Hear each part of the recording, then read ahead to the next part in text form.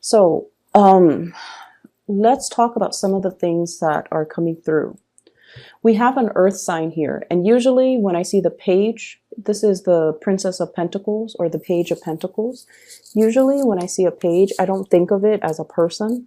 It's more like, you know, messages, delivery, and things like that. But this is definitely coming out as a person. So you have an earth sign, Taurus, Virgo, Capricorn. And I feel almost like this is a person that's very, very hard to please. Okay, very hard to please. And earth signs in general, they're hard on themselves. They're hard on themselves. They have high expectations of themselves. They're a little bit perfectionistic. And whenever they fail at something, whenever they make mistakes, they're very, very, very hard on themselves. And I also feel like, you know, this is somebody that doesn't give compliments easily. This is also somebody that is, you know, they're not a suck up. They don't, you know, give compliments freely. They don't give of themselves freely. They give of themselves to others that deserve it. And they give of themselves to people that they love. So I feel like this is somebody that's really holding back. I also feel as well, compliments are really hard to come by with this person. So like, I'm getting it so strongly, I feel like I just need to repeat that. And then, so where does this person fit into, you know, your energy? This is your energy, Aquarius. 6 of Wands. You are very, very well regarded in your environment. Okay. So I feel like people take you very seriously. People come to you for advice. People see all the good work that you're doing. There is definitely some type of a major breakthrough or some type of a major escalation when it comes to your reputation. Okay. And so if you haven't been sure about like, am I doing, you know, my job well, or how do other people see me? Especially if you're in a new environment, like, does my supervisor like me? Do my coworkers like me? Especially if you are also thinking about leaving the work environment and you're just like, am I going to get a good letter of recommendation? Am I going to be recommended for further opportunities? You're in a position where you are highly, highly regarded. And a lot of people look up to you.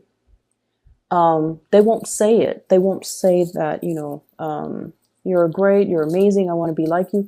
They're not going to do that. And the reason why they don't do that is because you guys are very aloof as well. And so I feel like other people find it hard to tell you, you're amazing, I want to be just like you, I wish I were smart like you. So they're not going to tell you that because they feel like you already know that. But I feel that you guys don't already know this. I feel like you have been dealing with quite a bit of self-doubt the past 2 months. Am I capable? Am I good enough? Am I attractive enough? You know, like body image issues, competency issues, self-confidence. You have dealt with your fair share of it within the past 2 months. And I feel like this is moving away from that into this month in February. You have been shining really, really bright. You have been trying to kind of rebuild your reputation. Not that there's anything wrong with your reputation, but you've been taking yourself very, very seriously, doing things in a very serious manner to show others your capabilities, to show others your commitment, to show others what you're willing to do, to show others your work ethics, your hard work, your determination, all of those things. And it's very well received, but I feel almost like there's one person in particular that you're trying to please, this earth sign right here. And you don't know how they think of you, how they see you, how they feel about you. Okay? And I feel like you have done a lot of things to try to kind of like connect with this person. How do you feel about me? How do you think about me? What's going on with you? But I feel like they're holding back. It's almost like your light is too bright and they're not able to face it. You know how you stare at the sun and then it makes you squint your eyes? It's too much. And it could be damaging too to your retinas, right? So I feel like that's what's happening. And in due time, they're going to show you. Okay, in due time, they're going to show you that, yes, you're very special. Yes, you are, you know, great. You're amazing. But I just feel like for right now, they're kind of moving things away. So they're kind of like not showing themselves, or they're purposely trying not to let you know. For some of you, they think you're a little bit arrogant. And I feel like, you know, it's that that level of aloofness that makes them think this. And in due time, they're going to come around and see you in a different light. But I feel like this person in general, they are, you know, a little bit more on the critical end. They have really high expectations of everybody. They have high expectations for themselves, and they have high, and, you know, as a result, they have high expectations for everybody. So they don't dish out compliments easily. They don't say things that they don't mean. And they're not ones to shower you with compliments and affection and, you know, really corny displays of just terms of endearment or affection. Okay, so it's going to take some time, but it's going to work itself out, because if you're coming in like this, Aquarius, really just, you know, on your A game, taking care of things, being well regarded, then sooner or later they're gonna know it. And this is a very smart person. So I don't feel like, you know, they're blind to it. I feel like they are aware of it, but they can't find the words to express to you that, yeah, you're pretty amazing, Aquarius. So that's what I'm feeling here. And I feel for many of you, you have a good sense of, you know, your intuition is really strong. But this is a person that you're not able to read. You're not able to gauge their reaction. You're not able to understand them. You're not able to, it's like they're not an open book. Everybody else is an open book for you. But this person is a closed book. And the thing about air signs in general is that you guys need to know. So whenever somebody is a closed book and is not readily accessible to you, you want to delve a little bit deeper. You take more interest in the unknown, and the mysterious air that they have about them makes you want to pry a little bit deeper. So you want to be careful of that tendency to be pursuing things only because you don't know. And pursuing things not because you like it, but because you feel like there's something hidden about it. And then pursuing people not because you like them, but because there might be an air of mystery about them. So if this is a romantic partner, I feel like they're purposely keeping you in the dark to kind of string you along, revealing little bits and pieces of themselves, because they want to keep you engaged and interested. It's almost like they know how you work, and they're trying to work you. Does that make sense? I don't feel like they're manipulative. I don't get that. But I feel like they're afraid that your interest is very fickle. And so they want to maintain the upper hand in the relationship by keeping themselves a little bit more at a distance as well, so that you can remain interested in them. And then I also feel like I feel this element of smoke and mirrors with this person. So let me see what that's about. Give me 1 second.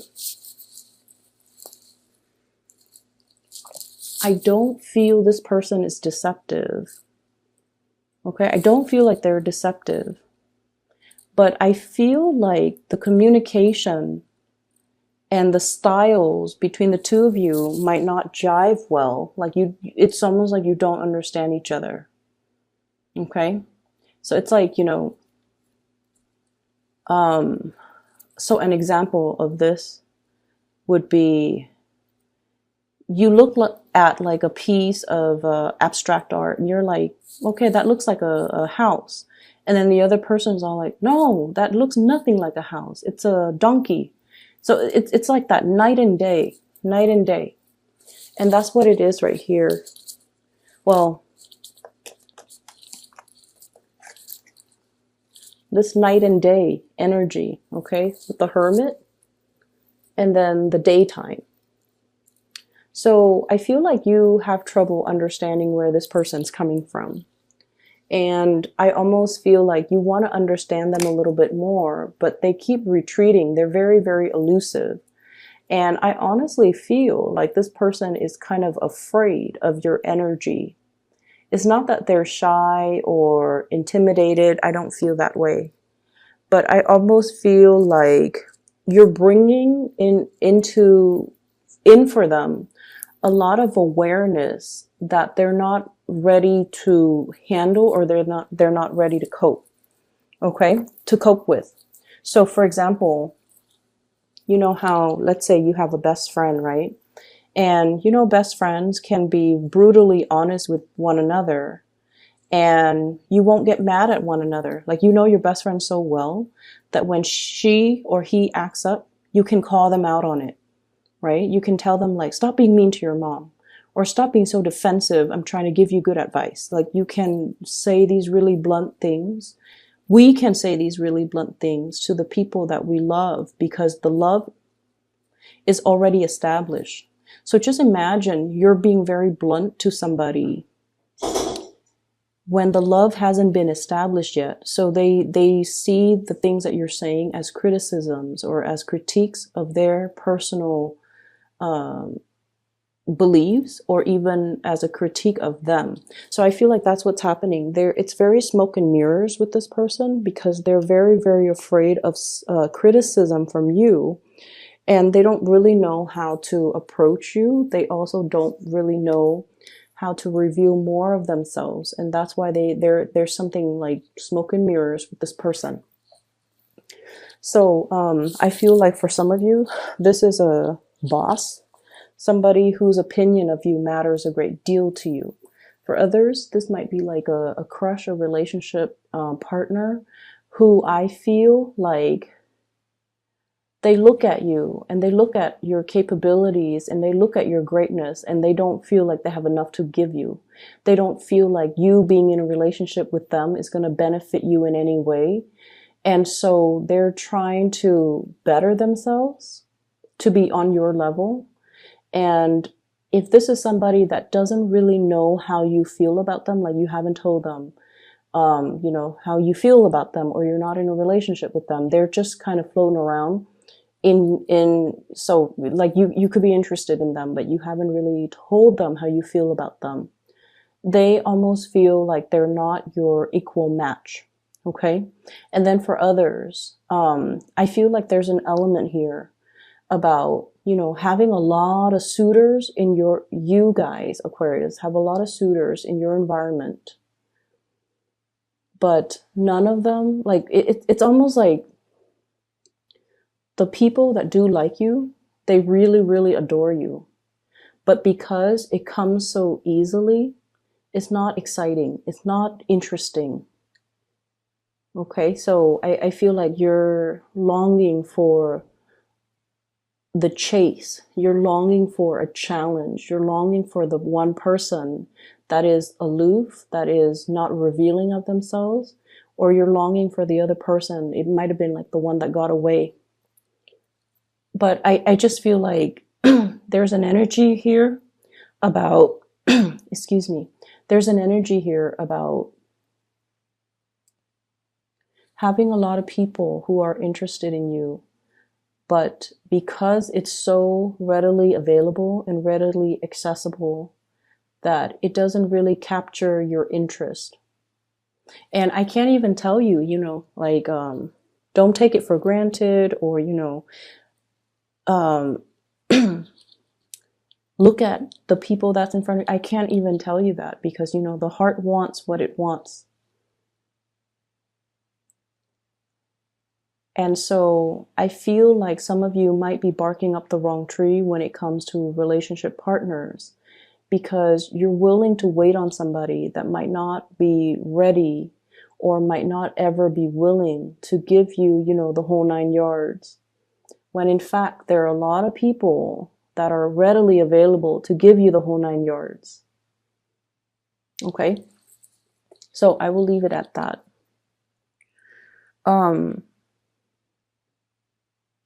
There are some issues, I feel, structural issues. We have here the 10 of Pentacles. This is a housing card. And the Tower, which is also a housing card, okay? So let me talk about this. I feel like there's going to be a lot of communication coming through regarding a housing situation. I see this, it's like a ping pong ball darting back and forth. So I feel like it's communication back and forth regarding some type of a housing situation. There could be structurally something wrong with it, or there could just be like annoyances or irritation or things that are really getting in the way when it comes to your living arrangement or your living space. For others of you, this could be in an office environment where they're like doing construction, they're remodeling, and there's a lot of noise and it interferes with your concentration. Or there could be like internal reshuffling when it comes to the chain of command, when it comes to who you have to report to, your responsibilities, like from one day to the next, things just, it's like a major toss-up. Like I'm seeing almost this salad, lettuce, tomatoes, and everything tossed in the air. And God knows where it's going to land. So it's like from one day to the next, there's no stability. On the one hand, you guys really, really, really love unpredictable things. But on the other hand, you like to have things a certain way, and you also like to know what's going to happen. It's all a matter of wanting to control things. And I feel like this major toss-up or these things that are happening, it's forcing you to be very flexible. Okay.